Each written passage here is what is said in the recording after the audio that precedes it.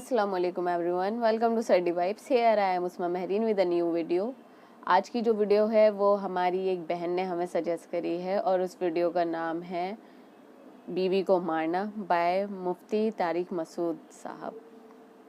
और इस वीडियो से आप लोगों के दिमाग में मुझे नहीं पता क्या फ्रेम बना होगा, इवन मैंने इस वीडियो को नहीं देखा अभी तक, बट इस टाइटल से जो मेरे दिमाग में फ्रेम बना है वो ये है कि आसपास हमारे बहुत लोग होते हैं जो ये चीज़ करते हैं, जिन्हें हम रोकते हैं लेकिन फिर भी करते हैं।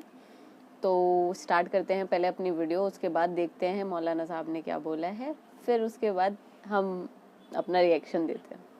For watching, don't forget to like, comment, share and subscribe to Mufti Tariq Masood, famous scholar. आज एक मशहूर एथियस्ट है, वो पता नहीं क्या क्या बेचारा कुछ ना कुछ कहता ही रहता है।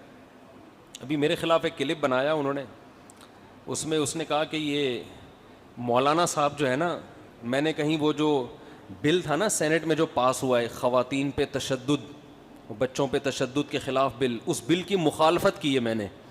सब नहीं की है, जितने भी अक्लमंद लोग हैं। और खलीलुर रहमान कमर जो ड्रामा निगार है उसने भी बड़ी शदीद मुखालफत की है, बड़ा ख़ानदानी काम किया।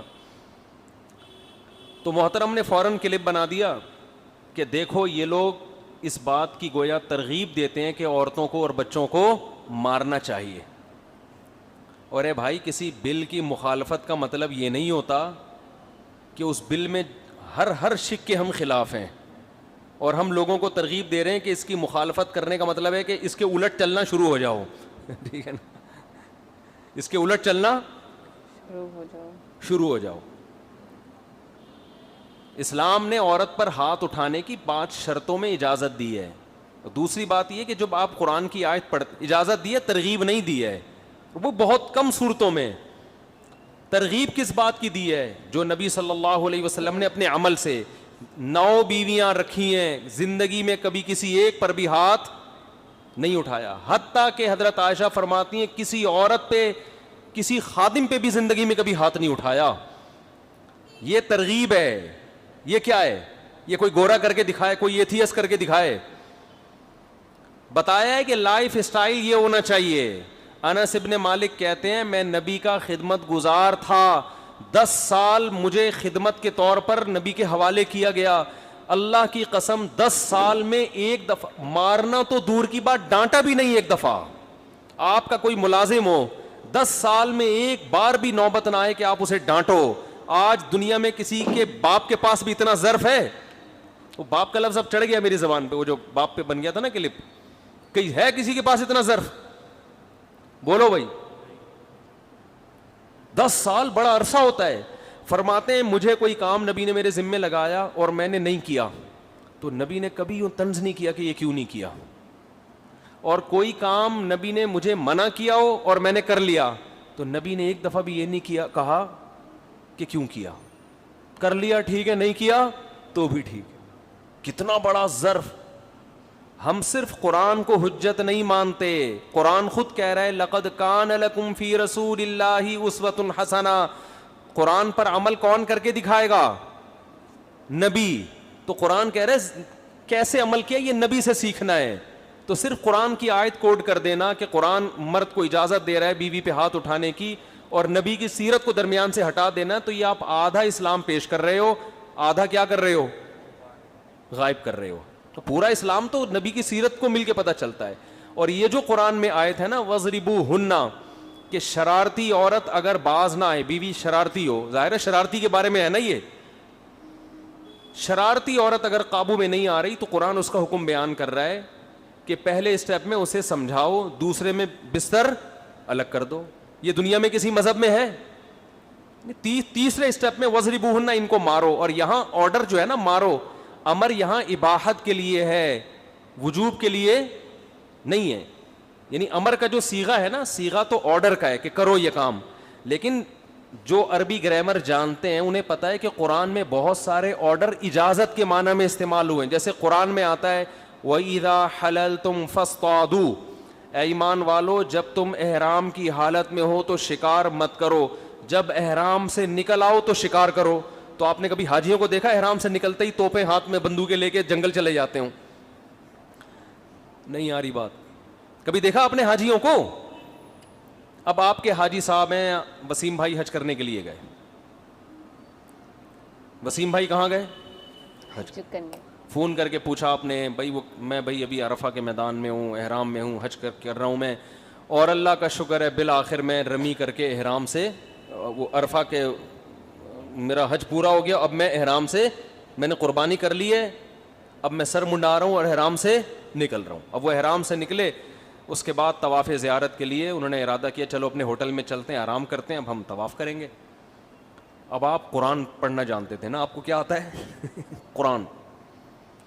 آپ نے جناب فون کر کے کہا کہ حضرت احرام سے باہر نکل آئے. اس نے کہا الحمدللہ سر منڈا لیا میں نے، احرام سے باہر آ گیا ہوں. کیا کر رہے ہیں بھائی؟ اب میں طواف زیارت کی تیاری کر رہا ہوں، اس کے بعد بھائی پھر میں گھر جاؤں گا. نہیں نہیں، قرآن کہہ رہا ہے وَإِذَا حَلَلْتُمْ، جب تم احرام سے باہر نکل آؤ، فاصطادوا، تو شکار کرو. کیا کرو؟ شکار کرو. سمجھ رہے ہو؟ لہذا ایک بندوق میں بھجوا رہا ہوں، جیسے ہی وہ آپ کو ملے، یا وہاں تو اجازت نہیں ہے بندوقوں کی، غلیل سے کرو. قرآن نے یہ تو نہیں کہا نا بندوق سے کرو، غلیل سے بھی ہو سکتا ہے. آج تک کسی حاجی کو دیکھا حج کے بعد کیا کر رہا ہے؟ شکار کرتے ہوئے. کیا پوری امت کا اجماع ہے؟ صیغہ آرڈر کا ہے، مگر یہاں آرڈر اجازت دینے کے لیے ہے، لازم کرنے کے لیے. مطلب یہ ہے کہ اب اگر تم شکار کرنا چاہو تو الاؤڈ ہے. جو پابندی تھی وہ کیا ہو گئی ہے؟ ختم. یہ پابندی کے خاتمے کو بیان کرنے کے لیے ہے. قرآن میں آتا ہے اے ایمان والو اذا نودی للصلاۃ من یوم الجمعۃ فاسعوا الی ذکر اللہ، جب جمعے کی اذان ہو جائے تو تجارت چھوڑ دو، کاروبار بند کر دو، اور کہاں؟ اللہ کے ذکر کی طرف دوڑو، مسجد میں آؤ. یہاں بھی دوڑو کا مطلب یہ نہیں کہ ریسنگ لگانا شروع کر دو. محاورے قرآن وہی استعمال کرے گا نا جو عرف میں رائج ہیں. دوڑ کا مطلب سارے کام چھوڑ کے کہاں جاؤ؟ مسجد میں. ہاں جانا اسپیڈ سے نہیں، آرام آرام سے جانا ہے، لیکن دوڑ کا مطلب باقی سب کام چھوڑ دو. آگے کیا آ رہا ہے؟ فَإِذَا قُضِيَتِ الصَّلَاةُ فَانْتَشِرُوا فِي الْأَرْضِ وَابْتَغُوا مِنْ فَضْلِ اللَّهِ، جب نماز ختم ہو جائے تو زمین میں پھیل جاؤ اور اللہ کی روزی کو تلاش کرو. اب یہاں کیا ہے؟ آپ جمعے کی اذان ہوئی، آپ چل چل کے جا رہے ہیں، پیچھے سے مولوی صاحب نے ہنٹر مارا کھینچ کے آپ کہ قرآن کیا کہہ رہا ہے؟ دوڑو. ڈکشنری میں تو سعی کا مطلب دوڑ ہی ہے. صفا مروہ کی سعی ہوتی ہے نا، فسعوا، سعی سے نکلا ہے. اس لیے کہتے ہیں قرآن کے اہل سے سیکھا جاتا ہے. ہر آدمی اٹھ کے آج مفسر قرآن بنا ہوا ہے، میں قرآن سے سمجھتا ہوں. صحابہ نے نبی سے سمجھا ہے، تابعین نے صحابہ سے سمجھا ہے. اس کے لیے عربی زبان میں مہارت ضروری ہے، عرب محاوروں سے واقف ہونا ضروری ہے. علماء سے سیکھتے ہوئے شرم آتی ہے کہ ہم کسی کے شاگرد کیوں بنے، بس یہ ٹیکنیکل فالٹ ہے. اور جب تک آپ کسی کے سامنے زانوئے تلمذ نہیں طے کرتے، کسی کی شاگردگی میں نہیں آتے، اللہ آپ کو علم نہیں دیتا. اس کی تواضع کے ساتھ علم حاصل ہوتا ہے. یہودی اسلام پر ایمان لے آتے، ان کے لیے بڑی رکاوٹ تھی، ہمیں محمد صلی اللہ علیہ وسلم کے سامنے سر کو تسلیم کرنا پڑے گا. یہ کہہ رہے تھے یہ تو امی ہے، لکھنا پڑھنا نہیں جانتے، ہم ان کو اپنا بڑا کیسے بنائیں. تو جو تکبر یہودیوں میں تھا نا، جس نے ان کو حق سے روکا، آج وہی تکبر بہت سے لبرل لوگوں میں ہے کہ علماء کی اطاعت ہم کیوں کریں. اور مثالیں دیتے ہیں مولوی ایسے، بھائی مولوی غلط ہیں تو صحیح بھی تو ہے نا. آپ علاج کے لیے اپنے آپ کو ڈاکٹروں کے حوالے کرتے ہو کہ نہیں کرتے؟ تو ڈاکٹر میں 2 نمبر بھی ہیں لیکن 1 نمبر بھی تو ہے نا. یا خود ہی پیٹ کاٹ کے اپنی سلائی ولائی کر کے گردے کی پتھری نکال لیتے ہو، تو وہاں تو شرم، وہاں تو آپ کو کبر محسوس نہیں ہوتا، وہاں مان لیتے ہو بھائی انہیں آتا ہے ہمیں نہیں آتا. تو علماء کے بارے میں کیا ہوتا ہے یہ مانتے ہوئے کہ بھائی ان کو آتا ہے ہمیں نہیں آتا. ہاں علماء میں پھر یہ ہے کہ حق پرست کون ہے اور باطل کون ہے. تو قرآن کیا کہہ رہا ہے کہ اللہ کے ذکر کی طرف دوڑو. مولوی صاحب نے ڈنڈا مارا، دوڑ کیوں نہیں رہا؟ قرآن کیا کہہ رہا ہے؟ آیت نمبر بھی پیش کر دی، سورہ جمعہ، سورت کا حوالہ بھی دے دیا. اسے کہا جائے گا بھائی یہ محاورہ ہے، دوڑو کا مطلب سارے کام چھوڑ دو، بھائی یہی کر رہے ہیں. اب پھر جیسے ہی نماز ختم ہوئی آپ نے کہا چلو یار جا کے کھانا کھاتے ہیں, آج لیٹ ہو گئے, کھانا کھا کے لمبے ہو جائیں گے, تھوڑا سوئیں گے, آرام کریں گے, دن بھر کے تھکے ہوئے ہیں, پیچھے پھر مولوی صاحب نے ڈنڈا مارا آپ کو. قرآن تو کہہ رہے فانتشروا فی الارض, زمین میں پھیل جاؤ, وابتغوا من فضل اللہ, اور اللہ کی روزی کو تلاش کرو. ٹھیلا لگا جا کے, جاب, وہ کہہ رہا ہے آفس بند ہو گیا, کوئی بات نہیں, قرآن کہہ رہا ہے پیسہ کمانا ہے. تو یہ بھی تو آرڈر کا صیغہ ہے نا.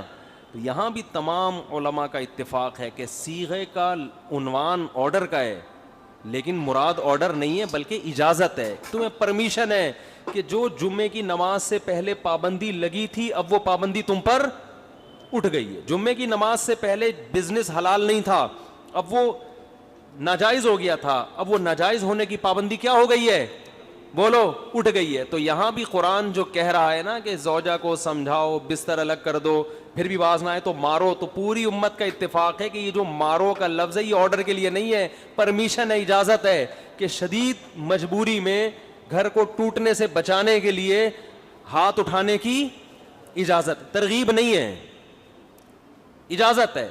اور وہ مخصوص صورتوں میں اجازت ہے. اس میں حکمتیں کیا ہیں اس پر میں کئی دفعہ بیان کر چکا ہوں, دوبارہ نہیں چھیڑوں گا اس ٹاپک کو میں. لیکن نارملی یہ کوئی پسندیدہ کام نہیں ہے. نبی نے 9 زوجات کو رکھ کے ایک پہ بھی نہیں کبھی ہاتھ اٹھایا. اور نبی نے فرمایا یغلبن الکریم, عزت دار آدمی پر اس کی بیوی حاوی ہوگی, اور پورا کنٹرول اگر کرو گے تو لئیم, کمینہ پن دکھانا پڑے گا, ہے نا, برا بننا پڑے گا, اخلاق کو خراب کرنا پڑے گا. تو کوئی بات نہیں, تھوڑا سا اس کا غلبہ برداشت کر لو.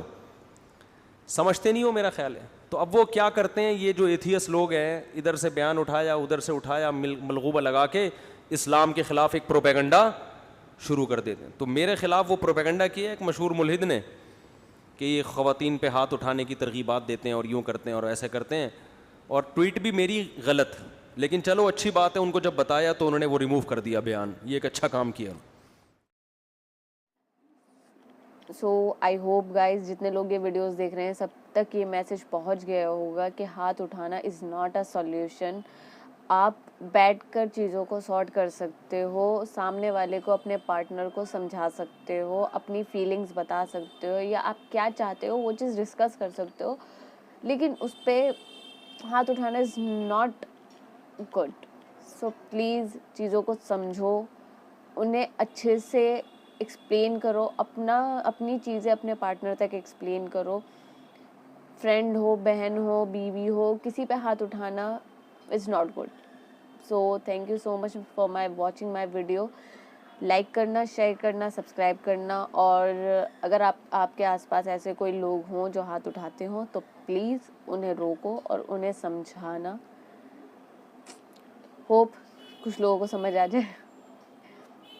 سو لائک کرنا, شیئر کرنا, سبسکرائب کرنا. اللہ حافظ.